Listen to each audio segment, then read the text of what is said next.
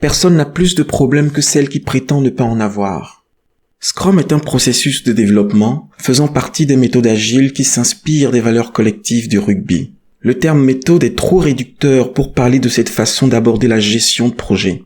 Il s'agit bien plus que d'une méthode. On parle plutôt de paradigme agile, d'état d'esprit agile, de philosophie agile, de culture agile, ou encore d'approche agile, ou de mouvement agile, ou encore de courant agile. Les caractéristiques du Scrum sont une équipe responsable en auto-organisation, il n'y a pas de chef, avancement de produit par une série d'itérations appelées sprints, les sprints sont de 1 à 4 semaines, les exigences sont définies comme des éléments d'une liste appelée backlog, Scrum utilise des règles génériques permettant de créer un environnement agile pour un projet. L'approche course de relais pour le développement de produits peut être en conflit avec les objectifs de vitesse et de flexibilité maximum. À l'inverse, une approche holistique comme au rugby, quand une équipe essaye d'avancer en restant unie, en se passant le ballon de main en main, peut mieux servir les exigences d'une compétitivité aujourd'hui. La métaphore du Scrum apparaît pour la première fois en 1986 dans la publication de Hirotaka Takeshi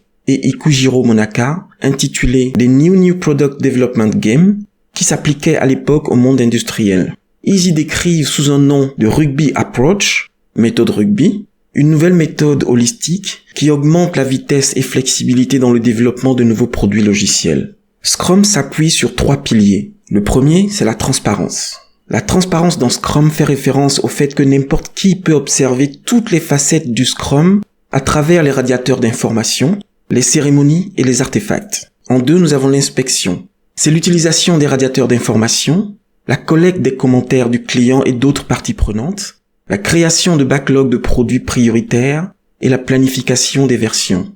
En 3, nous avons l'adaptation. L'adaptation au quotidien, c'est la gestion des risques et des empêchements, la mise à jour du backlog avec les nouveaux articles, puis les réunions de rétrospective. Scrum est aussi soutenu par 5 valeurs. Le premier, c'est le courage. Les membres de l'équipe Scrum ont le courage de faire ce qui est juste pour travailler sur des problèmes difficiles. Il y a le focus.